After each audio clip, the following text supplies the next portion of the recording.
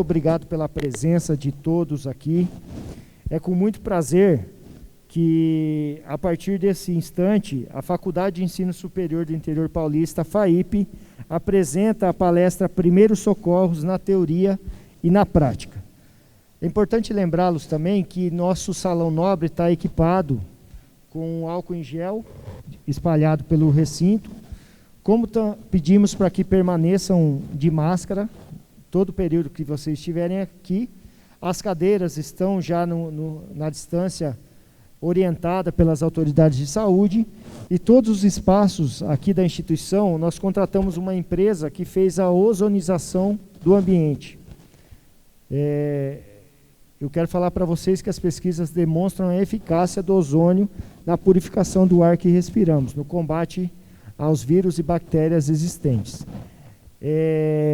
Como eu disse, o nosso curso vai ser teórico-prático, né? Então nós teremos a teoria inicialmente, e aqui mesmo, lá ao fundo do salão, será feita a prática.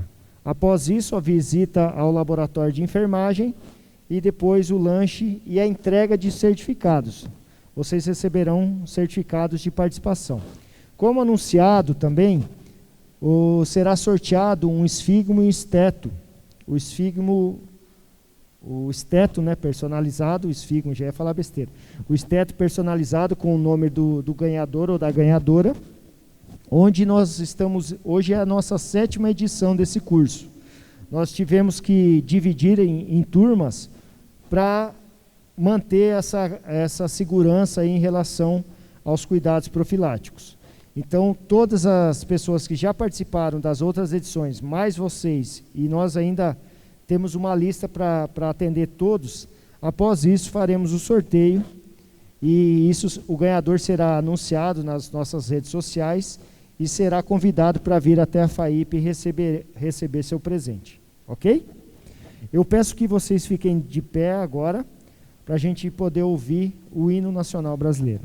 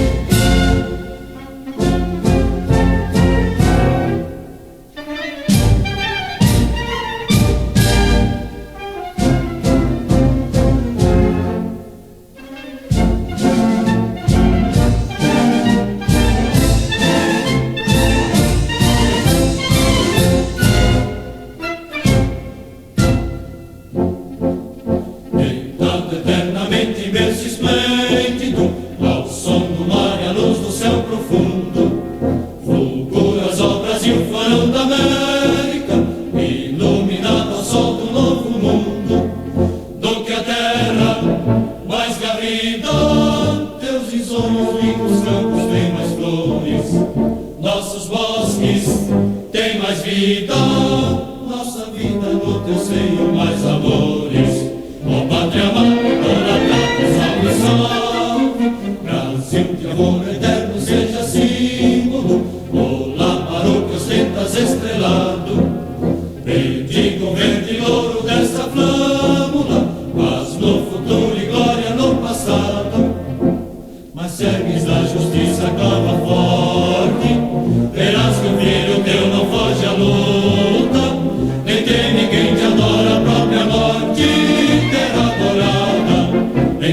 mil és do Brasil, ó pátria amada, dos filhos desse sol és mãe gentil, pátria amada Brasil.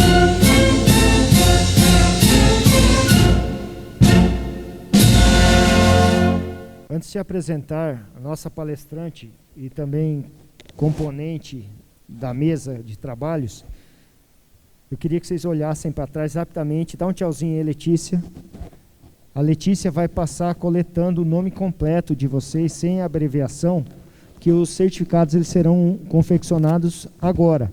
Tá? Então, enquanto vocês participam da palestra, ela levará lá para o nosso setor responsável, que vai fazer a impressão dos certificados. Tá bom? Então, ela vai passar aí por vocês. E agora,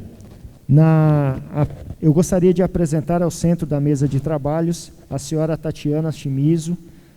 A Tatiana Chimizo é diretora financeira da FAIP e representante da mantenedora.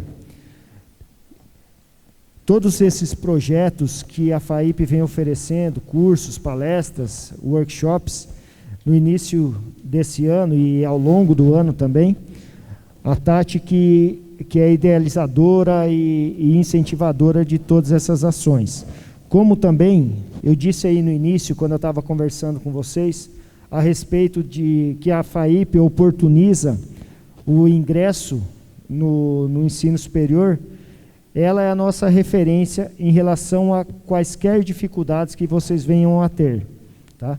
A gente, em parceria, procura encontrar a melhor forma para que vocês possam realizar o sonho de fazer uma graduação, e aqui na FAIP, como vocês estão visitando. A Letícia também vai estar com vocês lá durante o lanche, junto com a equipe de vestibular, todos comandados pela Tati. Ok? E agora, eu queria apresentar a vocês estão vendo no slide que o professor Jonas e a professora Tabata também são palestrantes desse tema, porém ambos estão em aula. Então a gente faz um revezamento juntamente com a professora Luciana, que é docente do curso de enfermagem da FAEF de Garça, professora especialista Luciana Lima Ribeiro. Ela é especialista em urgência e emergência e atua há 9 anos na área de atendimento pré-hospitalar, ou seja, uma vasta experiência no tema da palestra dessa noite. Então, eu quero desejar um bom aproveitamento para vocês, que vocês perguntem, afinal de contas o tema é relevante, independente da profissão, né? Você ter noções de primeiros socorros, a gente pode salvar a vida de um familiar ou de um amigo que a gente esteja próximo. Então não percam essa oportunidade de perguntar e tirar todas as dúvidas, tá bom? Muito obrigado mais uma vez pela presença de vocês, aproveitem ao máximo a palestra. Boa noite. Muito obrigada. Pessoal, sintam-se todos bem-vindos à palestra de primeiros socorros, que nós estamos dando continuidade, já estamos na 7ª palestra, e hoje eu venho aqui substituir o professor Jonas e a professora Tabata, que estão em aula, e parabenizar a vocês por estarem presentes hoje aqui. O intuito desse curso, juntamente com a professora Tatiana, é o quê? Trazer para que com a sociedade em geral, seja acadêmico de enfermagem ou de qualquer outra profissão, o público leigo, a pessoa que tem a vontade de atuar no momento em que vidas precisam ser salvas. E às vezes nós não temos o imediatismo de estar ao lado do SAMU. Nós não temos o imediatismo de estarmos até mesmo dentro de um âmbito hospitalar. Isso pode ocorrer dentro da nossa casa, no ambiente público, tá? Num churrasco familiar, onde uma pessoa pode vir a se acidentar, pode vir a ter um engasgo, uma obstrução total ou parcial da via aérea. E aí o que eu faço? E se for uma criança menor de 5 anos, menor de 1 ano, um bebê que venha a engasgar, como que eu estaria agindo? Se eu me deparasse com uma vítima inconsciente, em parada cardiorrespiratória, o que eu poderia fazer por essa vítima? Então, assim, é uma responsabilidade muito grande A FAIP vem trazer isso para vocês, que é o objetivo. Trazer o conhecimento até vocês e vocês, junto a nós não somos detentores do saber, a gente poder propagar isso daí e pensar que nós temos mãos que podem salvar vidas. Sintam-se todos bem-vindos, tá bem? Aí nós iniciamos assim: qual a diferença entre urgência e emergência? Quem que pode me dar um norte do que é urgência e do que é uma emergência?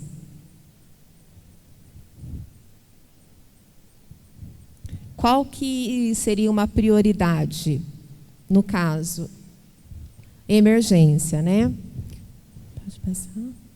Então, assim, nós temos a urgência quando há uma situação que não pode ser adiada, que deve ser resolvida rapidamente, pois se houver demora, ocorre riscos, até mesmo morte.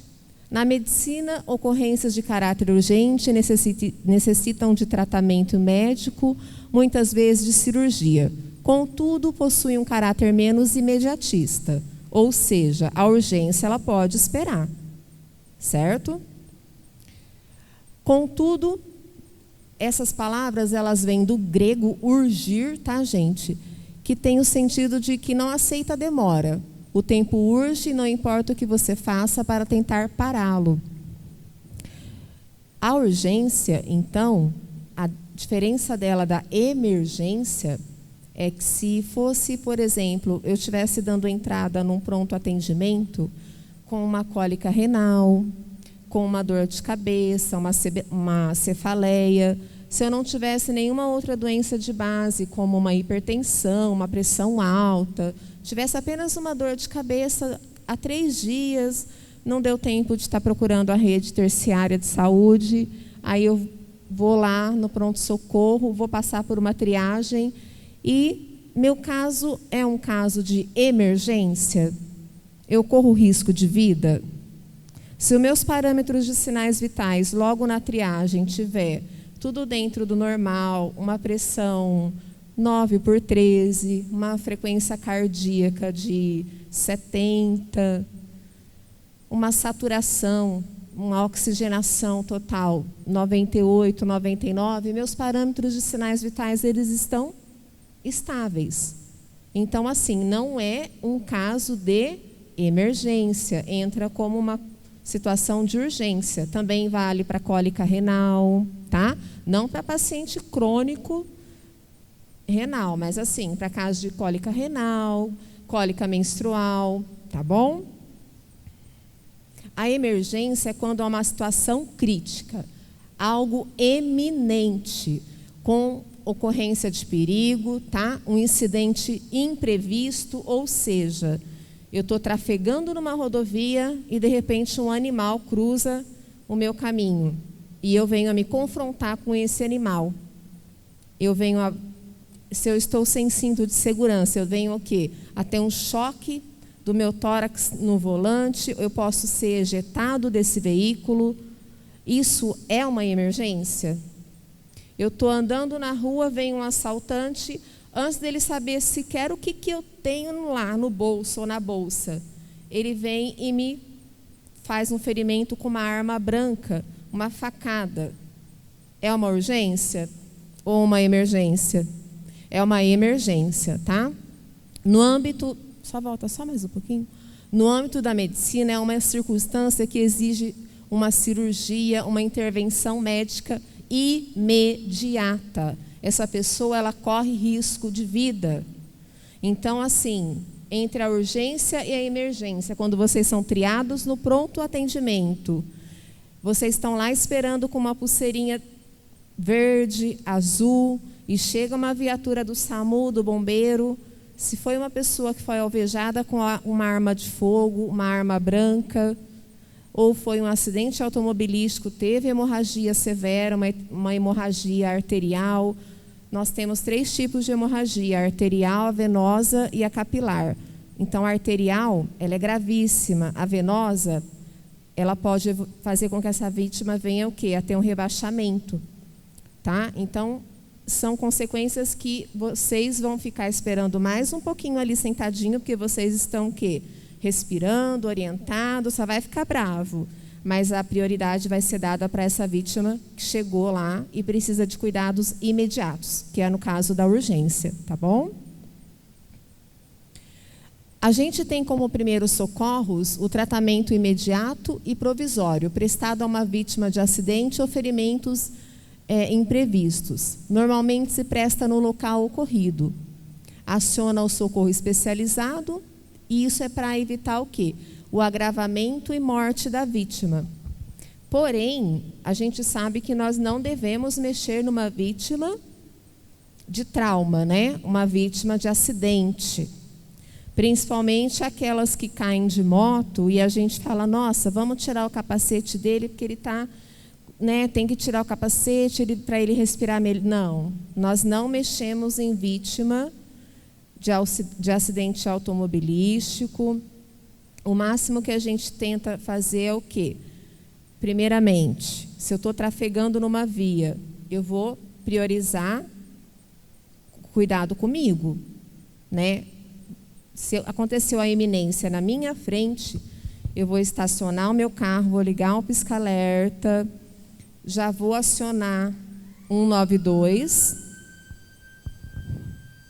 e, com isso, já passar o que aconteceu e o local onde foi ocorrido. Um ponto de localização da rodovia, tudo mais. Posso chegar até o local onde está essa vítima? Posso, desde que não me coloque em risco, desde que não tenha o quê? Chance de ter um outro veículo que venha desgovernado e venha ter o quê? Um engavetamento. Então, às vezes a gente fala assim, que vítima é vítima. Parece que é uma coisa que soa frio. Não é, gente. É que a gente não pode também se colocar no lugar da vítima, ser mais uma vítima. Desde que eu já estou acionando 192, eu já estou ajudando muito. Até a chegada do SAMU nesse local, parece que dura uma eternidade. Mas é o tempo certo que vocês vão estar passando, que foi um acidente, o estado geral de como que essa pessoa está, vocês vão estar um pouco assim, eufóricos, um pouco nervosos, tudo mais, mas o SAMU vai estar chegando. Tá bom? Às vezes a gente, na iminência, acaba ligando para o 192, acaba ligando para o bombeiro, aí chama um monte de recurso. Dependendo da situação, nesse caso de acidente, vai ter vários apoios no local. Polícia Rodoviária Federal vai ser chamada, Polícia Militar, Corpo de Bombeiros. Em Marília, agora, nós temos muitos concessionárias de rodovia que tem as viaturas especializadas, tá? E temos também o SAMU, que a gente fica dentro de Marília e ele percorre toda a rodovia do contorno, tá? Inclusive até as mediações dele. Tira uma dúvida minha. Se o carro ou o automóvel estiver prestes a pegar fogo, nós não podemos... Exatamente. É assim, ó. Tem circunstâncias que a gente se depara que aqui a gente vai dar um certificado para vocês de primeiros socorros. Ninguém aqui vai receber capa do Batman e nenhum pozinho de piririm-pim-pim para fazer mágica, jogar e falar assim, nossa, vou fazer do meu jeito porque eu sou o cara, eu sou rápido, eu sou The Flash e vou conseguir tirar essa vítima. Não. Eu já lidei com situações do qual a pessoa estava sendo eletrocutada e nós não temos suporte e nem podemos resgatar essa vítima. É ligado para a CPFL para fazer o desligamento da rede.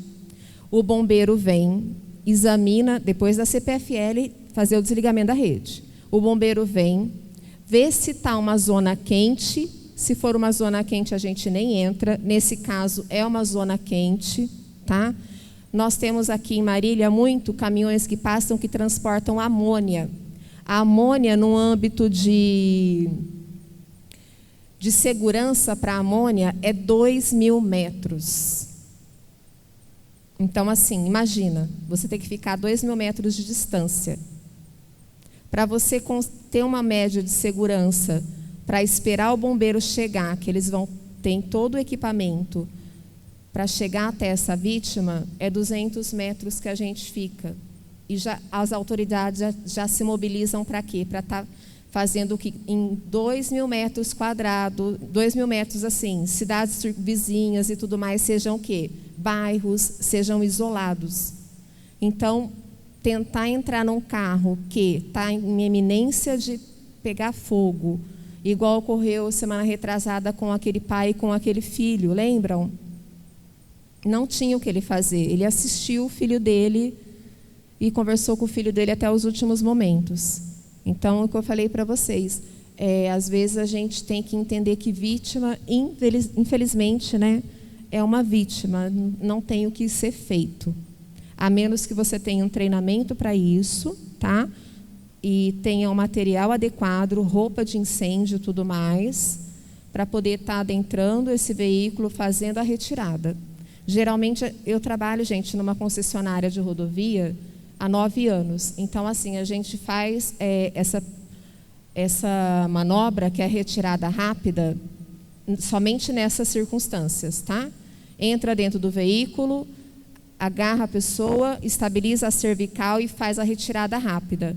Somente nessas circunstâncias. Do contrário, vocês, cidadãos comuns, não têm o porquê vocês colocarem a vida de vocês em risco.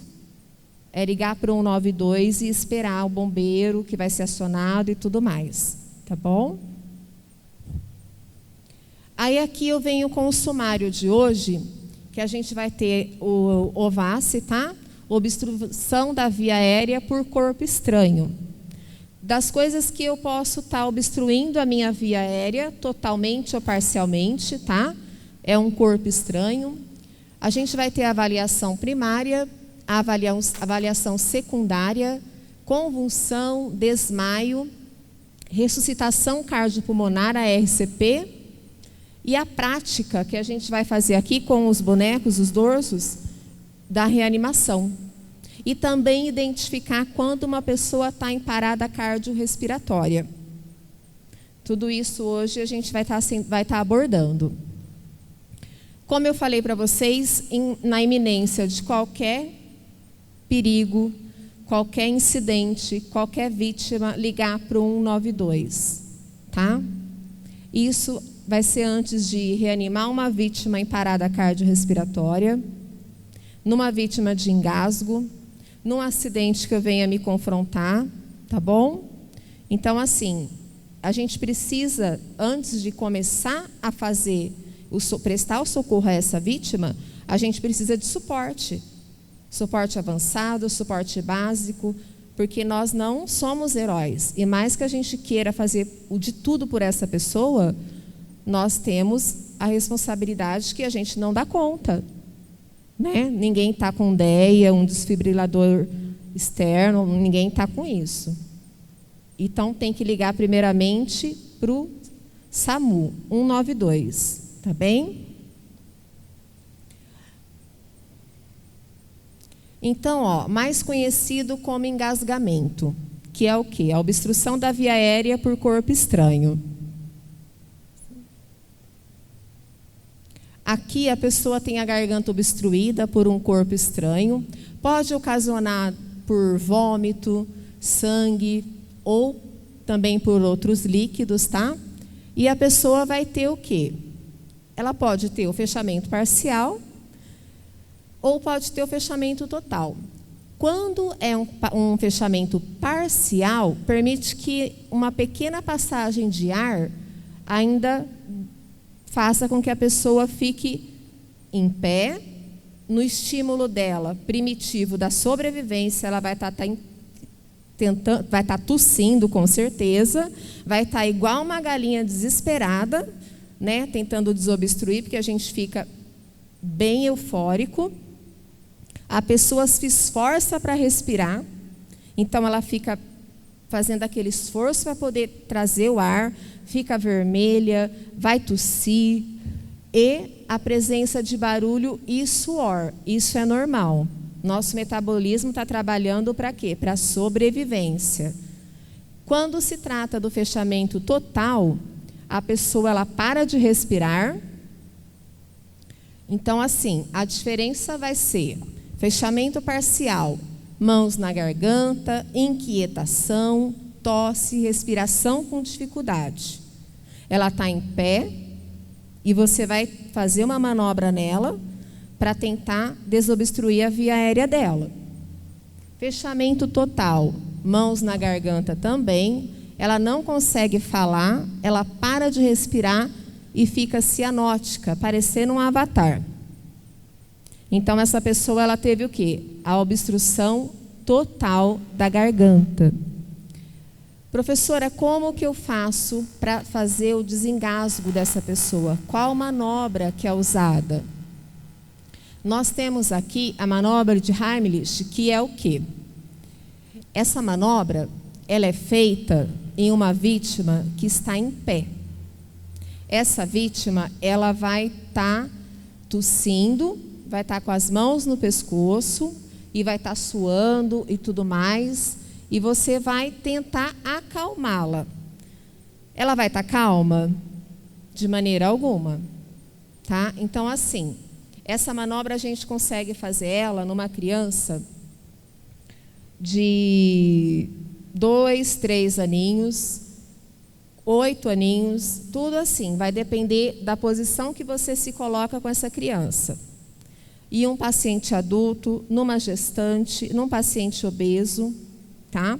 Eu vou fazer a demonstração aqui com a minha monitora, a Bárbara, e a Angélica vai me auxiliar com o microfone.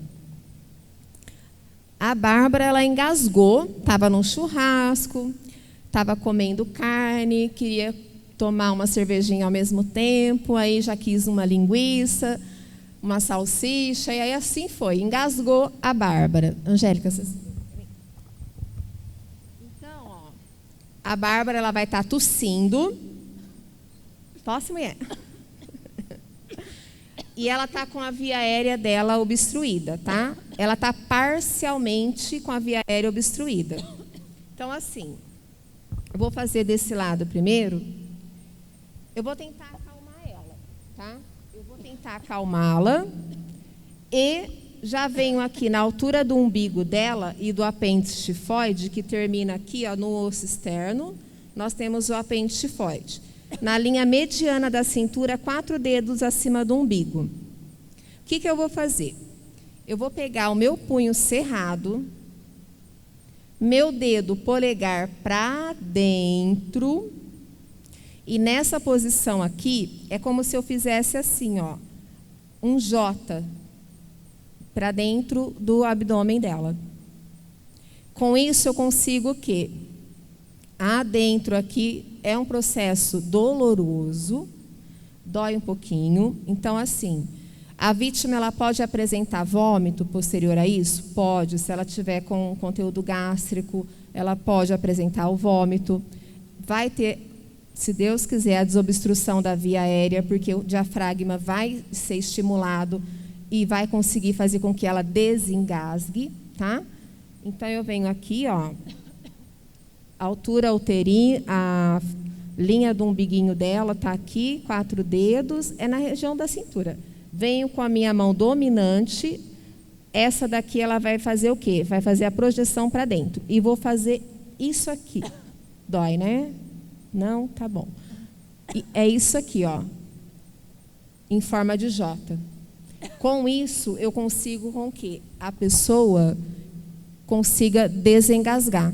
Em objeto, pode ser um alimento sólido, pode ser um alimento líquido também, tá? E se eu tivesse sozinho em casa e viesse a engasgar, o que eu faria? Ah, e outra coisa, eu estou desengasgando ela, volta aqui, pode voltar de jaleco também, pode vir. E outra coisa, ela está parcialmente engasgada. E se ela ficasse totalmente, obstruísse totalmente a via aérea dela? Então, gente, ó, Antes de mais nada, eu tenho que colocar um pezinho para frente, o outro para trás. Porque a hora que eu vir aqui para fazer a manobra, eu posso ter sucesso com essa manobra, mas ao mesmo tempo eu posso não ter. Antes disso, eu já liguei para onde? 192, o SAMU. Porque se eu não tiver sucesso com essa manobra e ela continuar engasgada, ela vai vir a ficar inconsciente. E eu tendo o meu pé para frente e o outro para trás e estou aqui segurando ela, ela pode vir a desfalecer. Se ela vir a desfalecer e ficar inconsciente, desmaio, você confia na Pro? Então desmaia. Eu venho, ó, e consigo vir com ela ao solo, tá, ó, sem que ela sofra algum trauma. Obrigada, Bárbara, pela confiança. Obrigada, Angélica. Então, assim, a gente coloca um pé para frente e o outro para trás, tá? Vou tentar as manobras. Quantas vezes? Quantas vezes a vítima me permitir, lógico, até que a gente tenha o sucesso de fazer o quê? O desengasgo da pessoa. Chega uma hora que vai ter o fechamento total da via aérea, pode ser que ocorra, e ela vai apresentar o desmaio. E para ela não cair na tua frente, a gente já está nessa posição de socorrista, que eu consigo o quê? Segurar ela e ela não venha desmaiar e me cair com a cabeça no chão. Cair da própria altura vai causar algum trauma? A pessoa vai, um TCE. Eu posso agravar ainda mais a situação dessa pessoa, tá? Aí, ó, quando ele estiver desacordado, a gente vai manter o indivíduo em decúbito dorsal. É o quê? Barriga para cima, tá? Eu vou pedir ajuda, gente. Eu vou ligar para o 192 logo de início. Eu preciso de ajuda. E vou iniciar compressões cardíacas de 30 por 2, de boa qualidade. Como seriam essas compressões de boa qualidade? No próximo slide eu vou demonstrar para vocês. E essas ventilações? Eu faço ventilação numa pessoa que acabou de engasgar na minha frente, eu não consegui fazer a técnica com ela, não tive sucesso. Aí eu vou fazer as compressões e na hora da ventilação, eu vou fazer boca a boca? Eu sou enfermeira, tenho Corém, sou professora, trabalho no APH, sou obrigada? Não.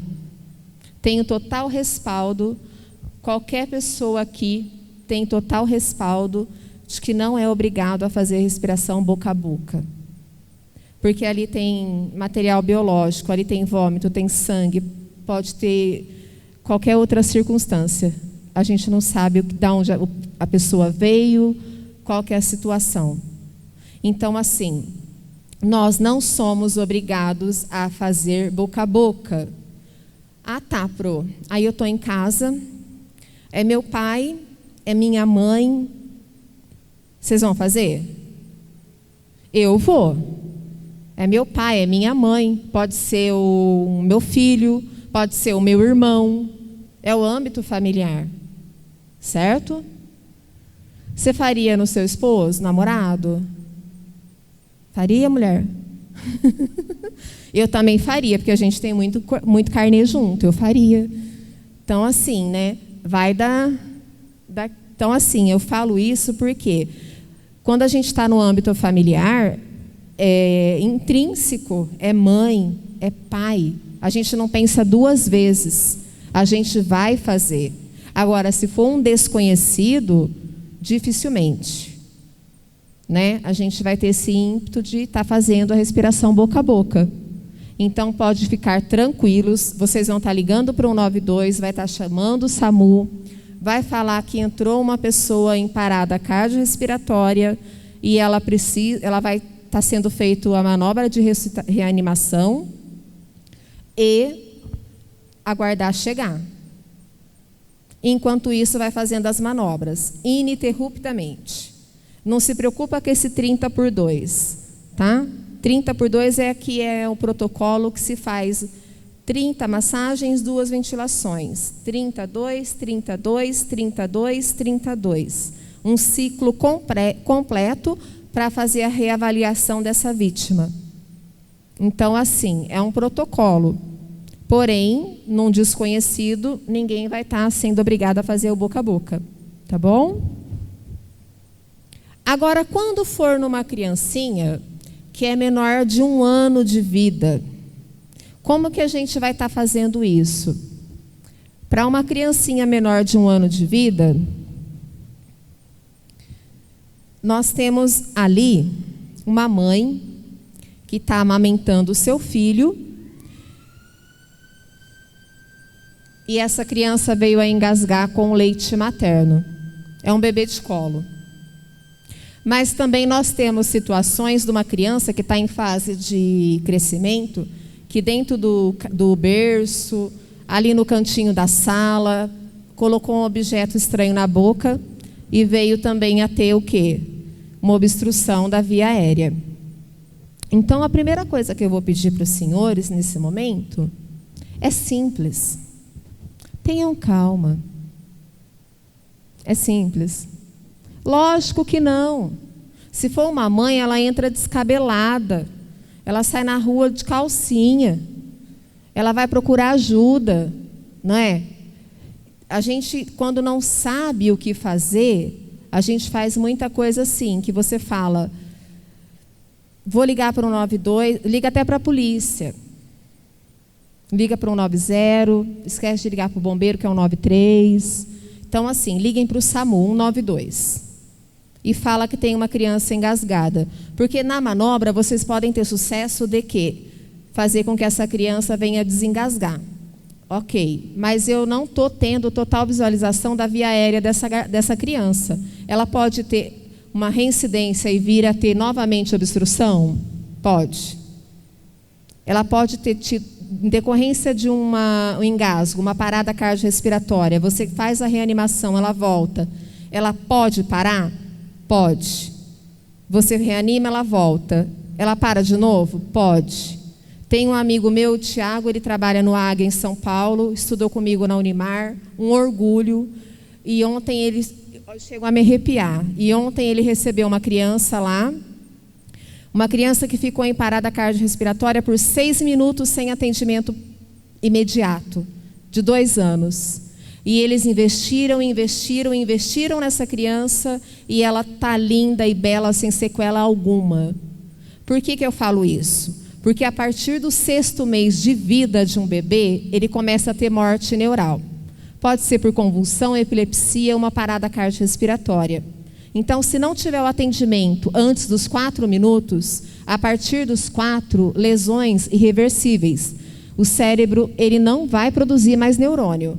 E numa criança até 6 anos de idade, até 6 meses, consegue-se, tá? Ter o quê? A formação de novos neurônios. Então, por isso que bebezinhos que nascem RN e têm parada cardiorrespiratória, então eles têm uma evolução muito boa. Devido ao quê? A essa coisa maravilhosa de Deus, que é fazer com que surja novos neurônios num bebezinho até 6 meses de vida. A partir daí, já não tem mais isso. E isso vai trazer consequências na pessoa, na criança, na cognição, na fala, dependendo da área que foi afetada. Tá bom? Eu vou fazer uma demonstração aqui. Primeiramente, eu falei para vocês terem calma, só que é quase impossível. Uma coisa que vocês nunca devem fazer é isso aqui, ó, chacoalhar a criança. Se eu fizer isso daqui, o objeto que está parado aqui, ele vai fazer com que ele venha obstruir mais ainda a via aérea da criança. Então, se estava na garganta, ele pode adentrar a traqueia e fazer uma obstrução total, tá? E outra coisa, nunca chacoalhar a criança e nem fazer isso aqui, ó. E não vai adiantar nada também assoprar a face da criança. A criança, ela estava sendo amamentada. Eu percebo que ela não está mais responsiva, ela não se mexe, ela não chora, e ela começa a ficar o quê? Com a face azulada. Eu vejo que a criança não está legal. meu Deus, engasgou. O que eu faço? 192, liga. 192. Aí a criança está engasgada. Eu vou fazer o quê? Vire o bebê de costas com a cabeça abaixo do tronco. Sentado, eu tenho o quê? Mais destreza para estar fazendo. Porque eu vou estar colocando essa criança abaixo do tronco com a cabeça e eu vou estar apoiando no meu antebraço. Tá vendo aqui? E vou estar segurando a bochechinha da criança. Se eu introduzir da minha falange distal, vou falar para vocês, a ponta do dedo, menos da metade da ponta do dedo. Aqui dentro eu consigo o quê? Segurar a linguinha da criança para baixo. Ó, tá vendo? Aí eu consigo fazer com que ela fique com a boquinha aberta. Abaixamento da língua da criança, ó, tá vendo? E venho e ela vai estar o quê? No meu antebraço com o tronco para cima e a cabecinha para baixo. Se eu me sentar, vai ficar nessa posição aqui. Eu consigo melhor apoio? Consigo. Eu vou me nivelar entre a linha dos ombros, tá? Nessa altura aqui, com a região hipoternar da mão, essa parte fofinha da mão aqui, mais chamado calcanhar da mão, eu vou fazer o quê? 5 golpes. 1, 2, 3, 4, 5. Quem tem dó não salva vidas. Eu não estou batendo na criança, eu estou fazendo com que? Eu estou dando golpes para que ela venha a expelir o líquido ou objeto sólido. 1, 2, 3, 4, 5. Viro a criança, avalio. Saiu o leite pelo nariz da criança, pela boquinha, ela está começando a rosar. Está dando resultado? Está dando resultado, tá? A criança está começando a rosar. Volto de novo. 1, 2, 3, 4, 5. Viro a criança. Ela chora. Se ela chorou, o que aconteceu? Você sentou ou caiu no chão e chora junto. Porque, gente, é que teve resultado. E você vai chorar junto com essa criança. E mesmo assim, o SAMU vai chegar, vai avaliar essa criança, tá? Se eu tiver nessas manobras, 1, 2, 3, 4, 5, volto, vejo que não tive resultado, ela ainda está engasgada. Eu vou efetuar 5 compressões, não é abdominais não, tá, gente? É aqui na região, ó, entre os mamilos da criança, no apêndice da criança também, depois a gente vai avaliar no boneco. Eu venho com o meu dedo indicador e o dedo anelar e faço 5 compressões. E continuo as manobras até a chegada do SAMU. Vou com as espalmadas, tá? Volto, 5 compressões. Espalmo, volto, 5 compressões. Isso é quando eu não consigo o quê? O desengasgo total da criança. E vai ser 10 minutos, 5 minutos, que vai ser assim, longos, até a chegada do SAMU. Mas se você... Obrigada, viu, Angélica? Mas se vocês estiverem fazendo isso, a chance de sobrevida dessa criança é muito maior. Vocês viram aqui em Marília aquela criança que o pai e a mãe adentraram o quartel com o bebê? A criança já estava em parada cardiorrespiratória. O soldado que pegou a criança, imediatamente ele já identificou que ela estava em parada cardiorrespiratória e fez a manobra na criança. E se vocês observarem bem, ele ventilou a criança. Não ventilou? Qual pai não faria isso? Com certeza. Tá? Então, assim, é o ímpeto. E se vocês forem fazer a ventilação na criança de vocês, de um amigo, de um vizinho, se vocês sentirem o ímpeto de fazer isso, vocês vão tapar o narizinho da criança e assoprar. Não é para assoprar igual o Lobo Mal fez na casa dos 3 porquinhos, tá? É uma ventilação amena. E com isso, você assoprando, você vira a lateral assim, você vê o quê? O tórax da criança subindo. Tá perfeito. É só 2 ventilações, que a gente vai estar vendo no outro slide, tá? Agora a gente vai falar um pouquinho de avaliações. A avaliação primária. A avaliação primária é o que você vê no acidentado, evitar mexer no acidentado, aumentando suas lesões, conversar e saber se ele está consciente ou orientado, se não responder, veja se ele está respirando e se ele está perdendo sangue. Aqui, essa avaliação primária, ela vem em caráter assim, o que eu poderia estar fazendo antes da chegada da via de socorro imediato, SAMU avançado, a UTI. Então, assim, eu vou estar falando o que eu vejo no acidentado, vou tentar evitar mexer nele e tentar acalmar ele, porque se for um acidentado que está em decúbito ventral, ou seja, de barriga para baixo, às vezes as pessoas querem virar a pessoa. E com isso, elas podem acarretar o quê? Lesão na coluna cervical, bem aqui, ó, na região do pescoço. Igual eu falei para vocês, se ele tiver de capacete, mantenha ele de capacete, não mexa.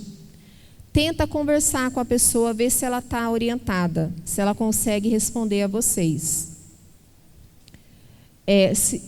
Pode colocar. A secundária é o quê? O que houve com o acidentado. Ouvir sobre a reclamação de dores, em quais locais, saber se o acidentado possui o quê? Problemas médicos, tentar identificar inchaços, deformidades, posições anormais. Se ele teve uma fratura de perna e você vê que o joelho dele está ao contrário, vai colocar na posição anatômica, ou seja, vai voltar ao normal? Jamais, tá? Saber se o acidentado ingeriu refeições um pouco antes do acidente. Isso aqui nada mais é que uma sampla, um sample que a gente fala, né? Sample, que vem do francês. Porque o SAMU, ele faz o protocolo francês para o APH. Então, é avaliar a vítima. Porque se você está lá e de repente ele está falando com você, olha, eu estava no churrasco, eu fiz uso de bebida alcoólica, eu comi um churrasco, tal, e de repente essa pessoa rebaixa. A hora que o SAMU chegar, se vocês souberem dessa informação para passar, eles já vão saber que a pessoa está com o abdômen cheio, fez uso de bebida alcoólica, tá? E vai saber mais ou menos identificar se a pessoa é diabética, se ela é hipertensa, o que está se acontecendo com essa pessoa. E também para uma pessoa que acabou de cair na frente de vocês, tá?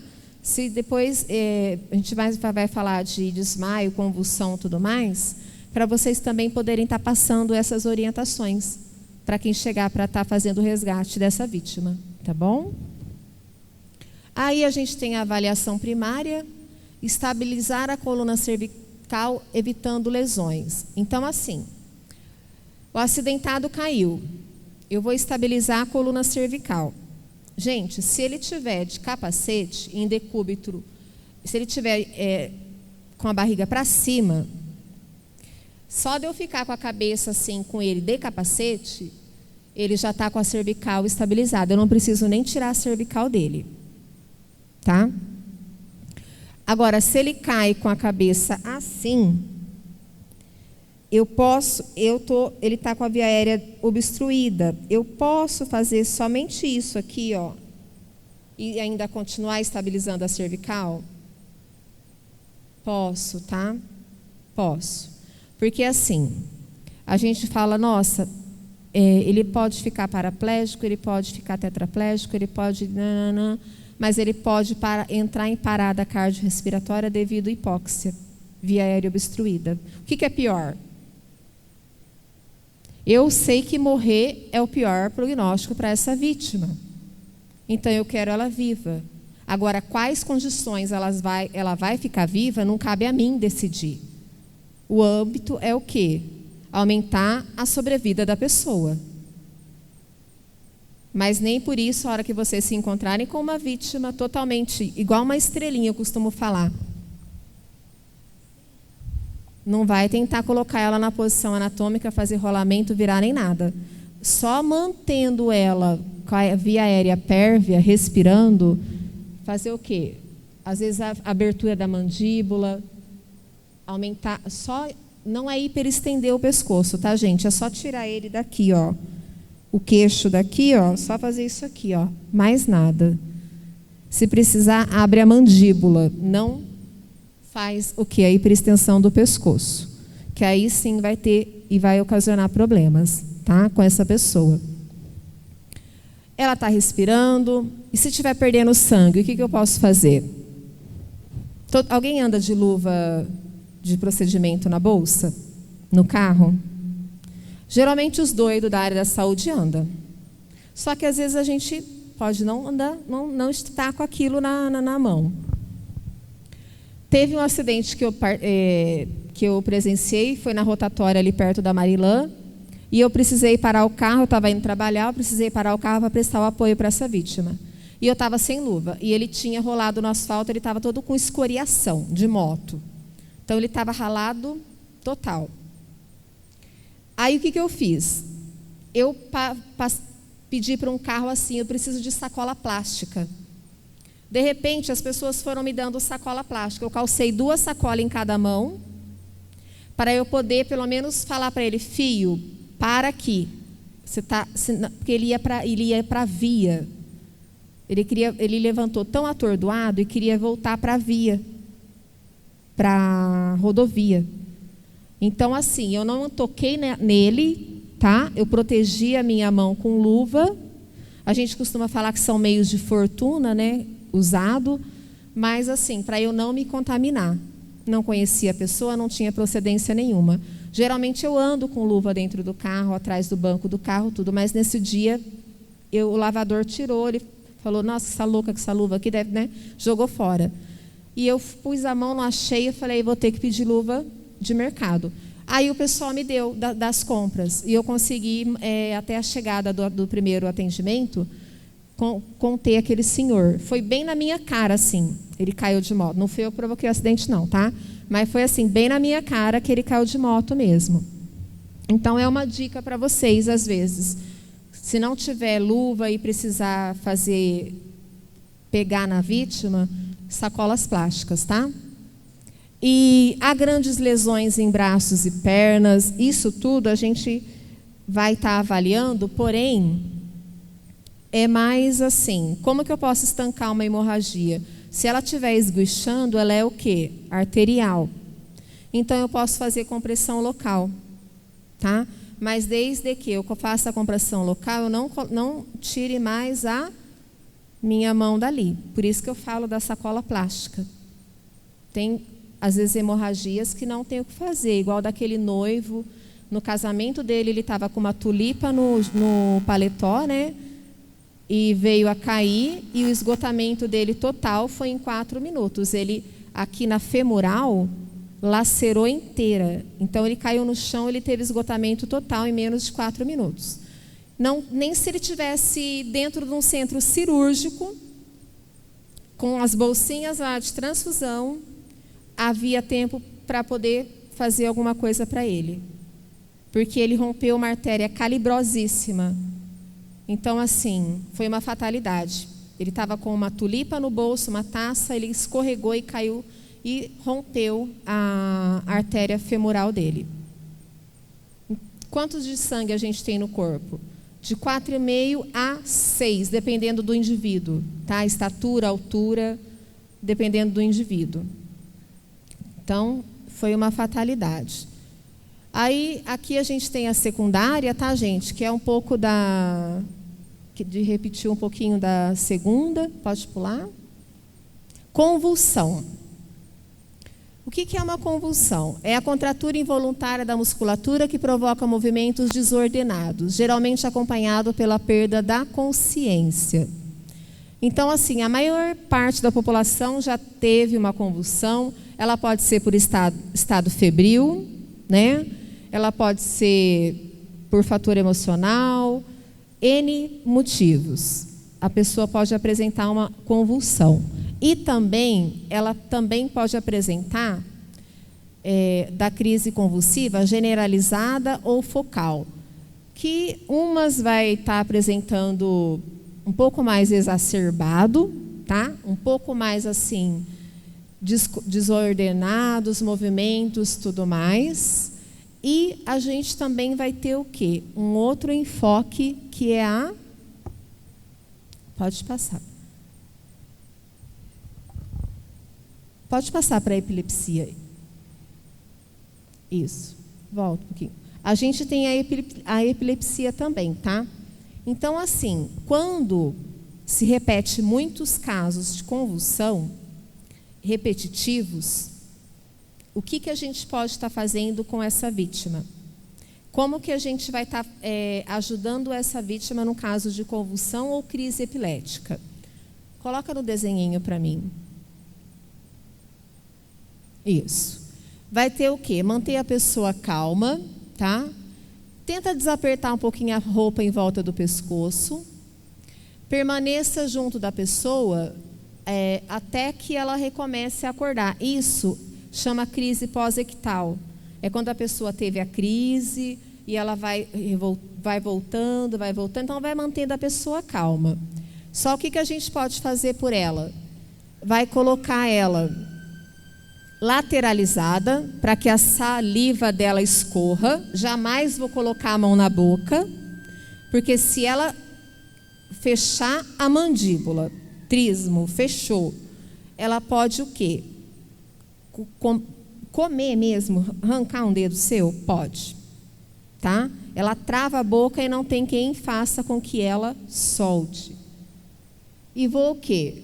Tentar colocar alguma coisa impedindo com que essa pessoa se debata muito no chão. Eu não vou segurar a pessoa, não vou conter ela, mas se eu puder colocar alguma coisa para que ela não fique friccionando muito a cabeça no solo, até mesmo com a palma da minha mão ali, ou um coxim, tá? Só para que ela não venha se ferir. E se, por exemplo, ela estivesse apresentando um estado de convulsão, epilepsia aqui, a gente estaria tirando o quê? O mobiliário aqui do lado, né? Para que ela não viesse a se debater ao ponto de se machucar. Como perto de escadas, mobília, ponta de mesa e tudo mais. Pé de cadeira, tudo isso que pode vir a acarretar mais danos, tá bom? Pode passar. Desmaio, gente, vai ser... É um episódio de perda de consciência, tá? Geralmente, ele não vai ultrapassar mais que 2 minutos. Então, assim, a gente também vai prestar esse apoio para a pessoa que estiver desmaiada. Fator emocional, fisiológico também. Às vezes, a pessoa...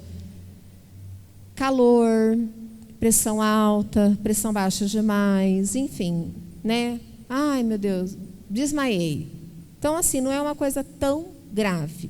Porém, se apresentar recorrentes desmaios, sim, ela vai ter que procurar uma ajuda médica para estar vendo o que está acontecendo para tanta incidência de estar tendo esses desmaios repentinos, tá?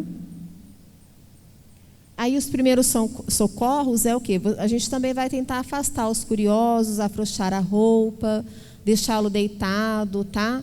Sentado, somente assim, se você tiver certeza de que ele está estabilizado, já retomou a consciência, já deu o celular, já ligou para a mãe, mesmo assim você fica na vigília, para ele não vir também a cair da cadeira e se machucar também, tá bom? O que a gente nunca vai poder fazer com essa vítima? Jogar água, né? Tem gente que joga água, esfrega álcool no pulso, dá sal amoníaco para a pessoa cheirar, sacode a vítima, e enfim, N coisas. Colocar sal na boca de uma pessoa desmaiada, a gente nunca coloca nada na boca de uma pessoa inconsciente, nada. Só a cânula de Guedel, a orofaringe, mais nada. Se não for nada, a gente coloca na boca de uma pessoa inconsciente. Tá? O risco dela broncoaspirar é muito alto, Isso daí, vir parar os pulmões é muito alto. Então, a vítima está lá desmaiada, ó, lateralizou, colocou ela numa posição confortável e, antes de tudo isso, a gente não sabe qual que é o histórico da vítima. Ela é uma diabética? Ela pode ter uma hipoglicemia, né? Liga para o SAMU 192 para essa vítima ser avaliada. Porque se ela tiver com episódio de hipoglicemia, ele chega a meados de 32, eu já vi paciente assim, falando comigo. E eu falando, Senhor amado, era para estar em coma, era para estar desmaiado. Mas a pessoa está olhando para a minha cara e conversando comigo. E o glicosímetro falando, meu Deus, aqui está 32 e até agora nada. Mas assim, cada caso é um caso, cada pessoa, né, é uma pessoa. Eu com 82 já estou tremendo. Gente, agora o que eu mais gosto, parada cardiorrespiratória. O que a gente faz? Aqui a gente vai seguir as diretrizes da American Heart Association, ou seja, 2020, protocolo novo, a cada 5 anos muda.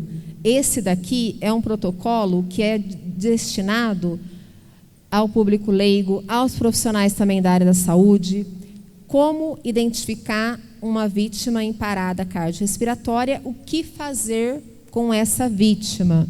Boneco, vamos lá.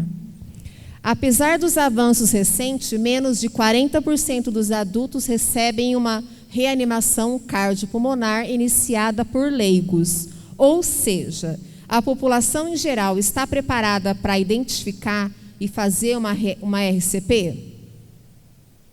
Não, não está. Com isso, gente, e menos de 12% tem o quê? Um desfibrilador externo automático aplicado antes da chegada do quê? Sistema médico avançado. Ou seja, a pessoa ela está em parada cardiorrespiratória, ela está num estádio de futebol, ela está num shopping, ela está numa escola, e ela não foi iniciada uma RCP. E para gravar, ela ainda não tem um DEA, que é o desfibrilador. Pode ir para essa frente.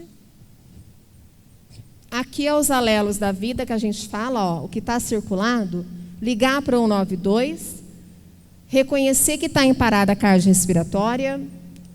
Se tiver um desfibrilador, vai estar sendo posicionado nessa vítima, até a chegada da avançada, estabilizar a vítima, levar ela para um hospital de destino, tá, gente? E ela vai estar recebendo o tratamento da equipe multidisciplinar, tá? Da médico, enfermeiro, físio, tudo mais, tá bom? Aí, ó, o que a gente tem que fazer? Avaliação inicial em até 10 segundos, para saber se a vítima está em parada cardiorrespiratória. Compressão torácica entre 100 e 120 por minuto. Vou explicar. Compressão do tórax de 5 a 6 centímetros de profundidade, aqui no osso external da vítima, para um paciente adulto. Permitir o retorno total do tórax a cada compressão. Cada vez que eu afundo, eu tenho que esperar o retorno para eu novamente fazer o afundamento, tá? Ventilar adequadamente o paciente, entre aspas, né? Se tiver um ambu, beleza. Se não, vai só manter a compressão sem parar, ininterruptamente, até a chegada do SAMU. Não retardar o início das manobras, porque lembra dos 4 minutos? Tempo é vida, tá? Aí a gente tem um ambu, que é um dispositivo usado. Ambu é marca, tá? O nome disso aqui é dispositivo, bolsa, válvula, máscara. Cai muito concurso público, viu? Ambu, dispositivo, bolsa, válvula, máscara. Aí a gente vai ter as G10 que eu falei para você, a cânula orofaríngea. A primeira é uma para recém-nascido, as outras é para o adulto. Isso aí quem vai ter vai ser o SAMU. Vocês não vão andar com uma cânula, né? Não sei, né? Vai que anda. Então, assim, a gente só introduz na boca do paciente para manter a permeabilidade da via aérea, tá? Eu tenho uma, eu ando com uma, pronto, falei. Então, assim, no caso de uma parada, a gente consegue o quê? Manter a permeabilidade, eu consigo fazer a ventilação, só tira isso daí a hora que receber a avaliação avançada, ou seja, o médico vai tirar para fazer a intubação. Só ele que vai retirar, do contrário, vai manter a reanimação até a chegada ao hospital e lá, posteriormente, se for feito a intubar o paciente, que vai ser retirado a guedel, tá? O DEA, desfibrilador externo automático. 2 desenhinhos. Um manda colocar aqui na região external e o outro aqui no ápice.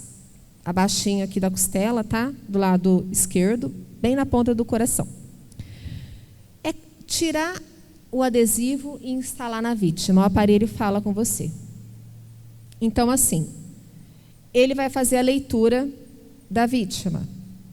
Ele só vai deflagrar o choque na hora que ele encontrar um ritmo chocável. Se o paciente estiver em assistolia, que é aquele traçado que a gente conhece retinho, não tem mais o que fazer, é massagem mesmo, até ele encontrar um ritmo chocável. 2 ritmos chocáveis, fibrilação ventricular, tá? E taquicardia ventricular sem pulso. Aí ele vai falar para você assim, ele não vai falar para você o batimento que está, ele só vai falar assim, ó, identificado o ritmo chocável, né? Afaste-se. Que é assim, se você ficar em contato com a vítima, você vai ser uma segunda vítima, porque ele vai deflagrar o choque ali. Então ele vai, pá, deu choque. Aí ele vai fazer uma nova leitura. Ele vai falar para você, reiniciar massagem.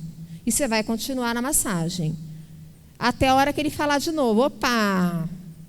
Não vai falar opa, tá, gente? Ele vai falar assim, ó, como é que fala? O estudante de medicina, como que ele fala?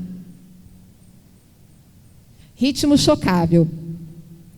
Posicionamento, não sei o que lá. Afaste-se. Aí você vai esperar, ele vai dar o choque. A vítima ela vai pular 5 centímetros do chão. E vai fazer a leitura. Quando que para? Até a chegada de um suporte avançado. Do contrário, você vai ficar ali fazendo massagem. E antes de tudo isso, eu liguei para quem? 192, tá bom? Vítimas de afogamento, antes de colocar o DEA, tem que limpar, tá? Tirar um molhado, senão não cola as pazinhas e não tem uma boa condução de energia. Vítima com marca-passo, 2 dedos após o marca-passo, tá? Vítima que tem muito pelo, tipo Vitor, como é que ele chama? Meu Deus do céu, Tony Ramos, né? Então, assim, dificulta muito, porém, não tem o que fazer. Ninguém vai estar com uma gilete ali na hora para fazer uma tricotomia, né? Bolsa de mulher pode tudo, mas, assim, dificilmente vai ter. Então, são fatores que às vezes dificultam. Pelo, atletas que estão em campo, usam aquelas salompas, aquelas ataduras todas para dor, aquilo lá também tem que ser retirado para poder instalar a pá, tá? Porque senão vai atrapalhar a condução também elétrica do aparelho. Agora eu quero que vocês foquem nesse desenho aqui, ó. Angélica, ajuda a Pro. Pessoal, quem estiver no fundo, tem cadeira aqui na frente, tá? O pessoal do fundo também, se quiser se levantar, pode levantar, apesar que vai passar na tela, né? Eu que estou comendo bronha aqui, vai passar na tela, né? Ah, então tá, vai passar na tela. Oh, meu Deus. Vamos lá, Angeliquinha. Então, pessoal, essa vítima ela está caída no solo, decúbito ventral, ela estaria o quê? De barriga para baixo. Eu consigo fazer massagem assim? Então, não. Essa pessoa ela teria que estar em decúbito dorsal, barriga para cima, certo? Se eu tiver que lateralizar a pessoa para poder colocar ela de barriga para cima, para ter essa visão aqui para eu fazer a massagem, eu vou fazer com todo cuidado, tá? Vou estar o quê? Me certificando da cabeça na hora de fazer o rolamento e tudo mais. Estou andando na rua, tal, me deparo com essa pessoa caída. Como que eu vou fazer o início para identificar se ela está em parada cardiorrespiratória ou não? Eu vou fazer uma avaliação neurológica com essa vítima. Eu vou me contactuar com ela. Senhor, senhor, senhor, senhor, nada. Gente, eu não dou tapa no rosto. Eu não faço flexão no externo, isso aqui dói. Faz nas senhoras, por gentileza, e nos senhores. Fecha a mãozinha assim, ó. E passa o dedo bem aqui, vê de levinho se não dói, né? Dói. E muito menos eu vou fazer rotação do mamilo, tá? Isso aqui é aquele chamado acorda bêbado. Isso não se faz, tá? Isso é antiético. Então, assim, eu vou me contactuar com essa pessoa, senhor, senhor, batendo na região da clavícula, na saboneteira nossa aqui, ó. Isso aqui já gera um pouco de incômodo. Ele não contactua comigo. Ele não tem expansibilidade torácica. Então, ele não respira. Outra coisa, eu vou aferir o pulso carotídeo dele. Por quê? O pulso carotídeo. O pulso carotídeo, gente, para uma pessoa que está em parada cardiorrespiratória, vai ser a última pulsação do corpo que essa pessoa vai perder. Então, não adianta eu ficar procurando aqui, ó, pulso braquial, pulso radial, poplite atrás da perna. Eu já venho aqui direto na carótida. A carótida está bem aqui, ó. Palpam aí.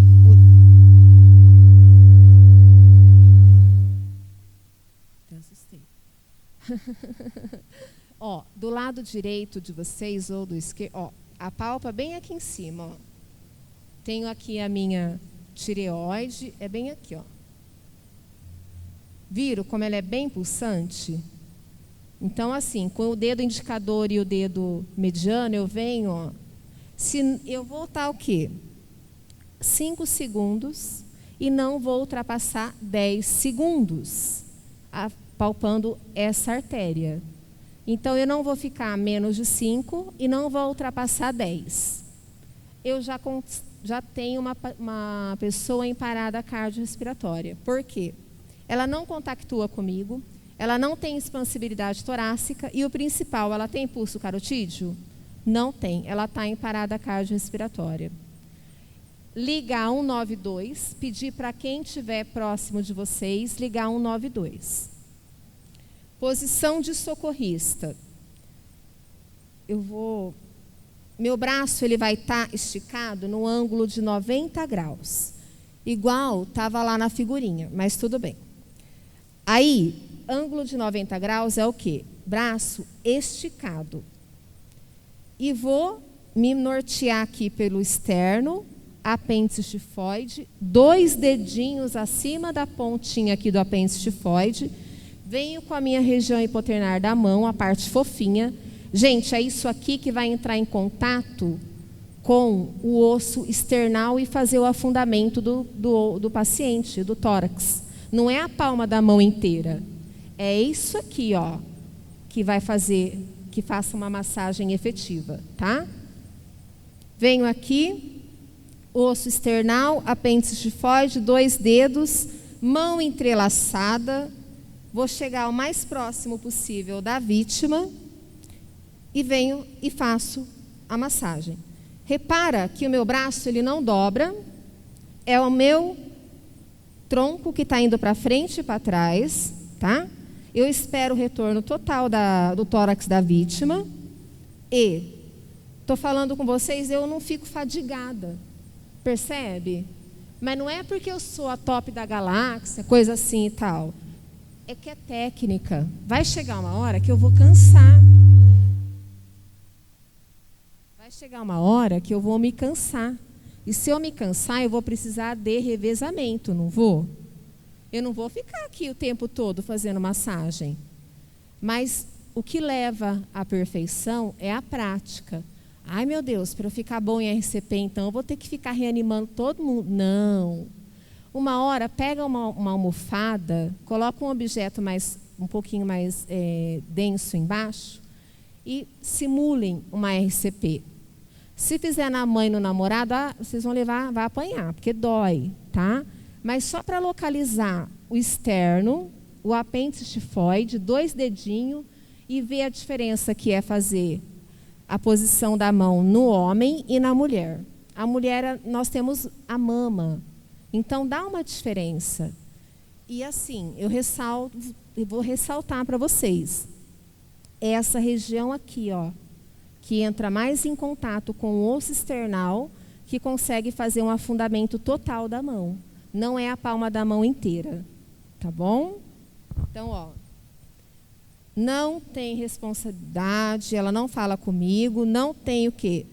O tórax dela não tá parado, não respira. Venho aqui na carótida, nada. 5, 10 segundos, nada.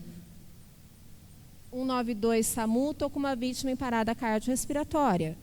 Vítima, parada, posição de socorrista.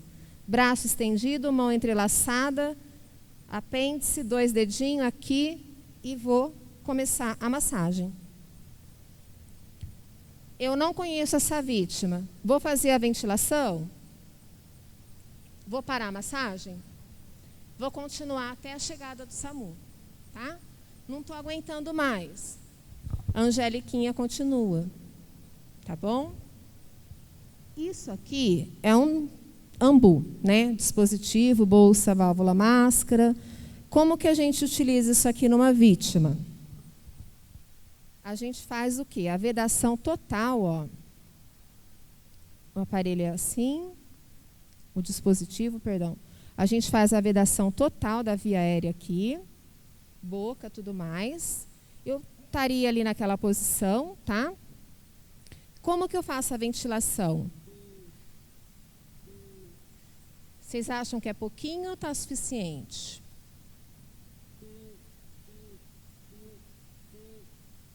Não, né? Perfeito. A gente respira fisiologicamente de 16 a 20 por minuto.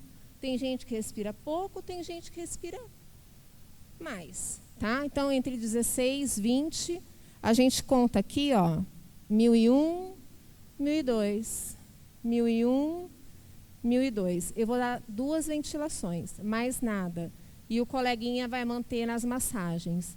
30, é minha vez? É, agora é agora. 1 minuto. É isso aqui, gente. Aí continua ali na RCP. Aí chegou a minha vez de ventilar. É agora, ai meu Deus do céu. 1 e 2. É só isso. Eu não posso demandar muito oxigênio para essa vítima, porque meu intuito é o quê? É só oxigenar. E eu posso fazer o quê? Com que vá muito oxigênio para a parte gástrica e fazer o quê? Hiperestender o abdômen dessa vítima. E ele vir a ter complicação por conta disso. Tá bom? Mais alguma coisa? Não, né? Acho que... Alguma dúvida, pessoal? Vocês estão muito quietinhos. Vocês querem fazer alguma dúvida? Eu vou estar... Se for pós-operatório. Se for pós-operatório, e aí ele está em domicílio. Paciente... Se for assim, intra-hospitalar, tem o carrinho de urgência, né? Aí vai estar com uma... No carrinho de urgência vai ter uma prancha rígida, vai estar lateralizando o paciente, colocando e fazendo a massagem, e toda a equipe vai estar participando. Enfermeiro, médico, técnico, todo mundo. Agora, se for na residência, em pós-operatório, uma pessoa em pós-operatório, vai ser um imediato, não vai ser um tardio. Então, assim, ele já vai ter tirado os pontos, ter ido para casa, tudo mais. E você fala em pós-operatório de cirurgia cardíaca ou em qualquer vai fazer RCP do mesmo jeito. Só que se você fizer na cama, você vai massagear o colchão ao invés da vítima, do paciente. Então, o decúbito da cama, ele vai ter que estar o quê? 0. Se tiver uma prancha, você vai lateralizar e colocar. Se não, vai ter que fazer no solo, tá? Até a chegada do SAMU. Porque dificilmente vai ter uma prancha no quarto, né? Então, vai ter o quê?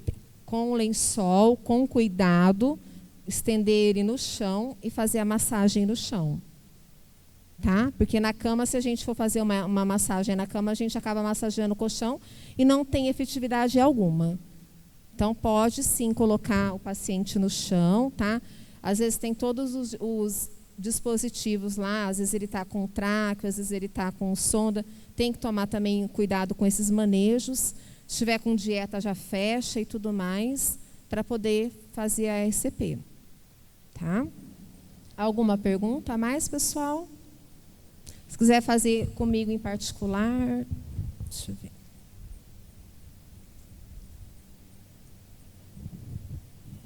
Olá. Sobre a obstrução de via aérea, se acontecer com a gente mesmo em casa sozinho. Ai, eu tinha esquecido de falar. Qual que é seu nome? Eduardo? Do Leonardo. Leonardo, a gente vai estar fazendo isso aqui, ó. Eu espero nunca passar por isso na minha vida. Mas assim, nem que você também passe, né? A gente vai procurar uma mobília, de preferência uma cadeira. Antes que a gente perca totalmente a consciência, a gente vai estar o quê? Procurando um local onde eu possa me jogar naquela altura que eu falei para vocês, entre a linha do umbigo e do apêndice aqui, ó, nessa altura, eu vou estar o quê? Me jogando aqui para poder estar. É como se eu estivesse fazendo a manobra de desengasgo. Jamais, em hipótese alguma, eu vou pegar a garrafa e tentar adentrar aqui, tá, gente? Nunca. Porque isso aí pode vir a provocar ferimento e quebrar e aquilo ali vai, enfim, a coisa piora, tá? E assim, é a chance que você tem. Pegar uma mobília, uma cadeira, um balcão e se jogar ali para poder tentar desobstruir. Tá bom? Alguma pergunta?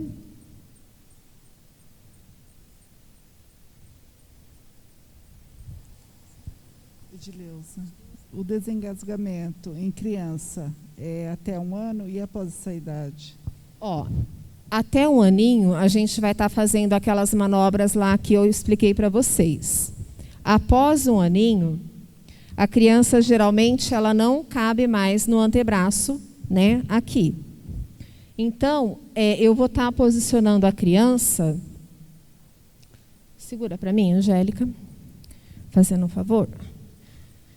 Então, assim, é uma criança de 2 aninhos, tudo mais, eu vou colocar ela no meu colo, tá? E vou estar fazendo a manobra, todo mundo está vendo? E vou estar fazendo a manobra aqui, tá? Se fosse uma criança de 5 anos, vamos supor que a criança já estivesse mais ou menos 7, 8 anos, eu vou estar me ajoelhando na altura da criança. Vou trazer ela para mim igual da criança de 2, 3 anos. E vou estar fazendo a manobra também de desengasgo, tá? Isso vai equivaler a... Hoje a gente tem crianças de 13 anos que parecem, né? Uma meninada de 13 anos que eu vou te contar, você é maior que eu, que tem 1,60 m. Umas meninas aí mais altas que tudo mais. E foi bom você fazer essa pergunta. Respondeu? Tranquilo? Foi bom você fazer essa pergunta, porque no caso da massagem cardíaca, para o adulto e o que difere para uma criança, a criança, com 8 anos, a gente faz com uma mão só. Tá? Uma criança de 8 anos. De 8, 10, 11 anos. Uma mão só. Esticada, ângulo de 90 graus. E não faz com as duas. E quando que eu faço o protocolo para um adulto? Quando eu começo a notar mamas, pelugem nos homens, na axila, na perna, tá? Que são sinais da puberdade, então já está entrando na fase adulta e eu posso aplicar o protocolo de trauma, de parada cardiorrespiratória para um adulto. Numa criança, até 1 aninho de idade, né, um bebê seria aquela dos dedinhos, do indicador, do polegar. Também, tá? Um RN com 2 polegares. E, para um adulto, daquele jeito que a gente treinou. Lá atrás tem um dorso. Vocês podem estar se dividindo. fazendo a massagem. Quem quiser conhecer o laboratório de semiologia, eu vou estar encaminhando vocês até o laboratório. A Bárbara e a Angélica vai ficar aqui para estar auxiliando vocês junto com os bonecos. Eu volto e depois a gente vai ter o coffee break lá no refeitório, lá na cantina. Pessoal, muito obrigada por vocês terem vindo participar, tá? Eu aqui só estou para passar informação para vocês, tá? Mas busquem. Temos assim muitas referências na internet. Tem o Embrapa, tem o Leonardo Clemente, que ele é instrutor em APH, muito bom. E nós assim temos o interesse, a Tatiana, de estar trazendo mais cursos aqui para que vocês possam estar participando, voltado para essa área de primeiros socorros também, tá bom?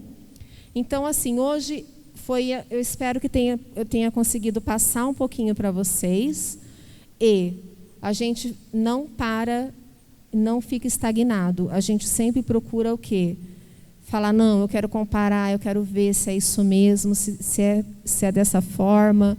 Protocolos mudam. Hoje eu falei uma coisa, pode ser que daqui 2, 4 anos mude, tá? Então, muito obrigada pela participação de vocês, pela presença, e eu espero que essas mãos aí abençoadas possam estar intervindo na vida de muitas pessoas. Muito obrigada, viu?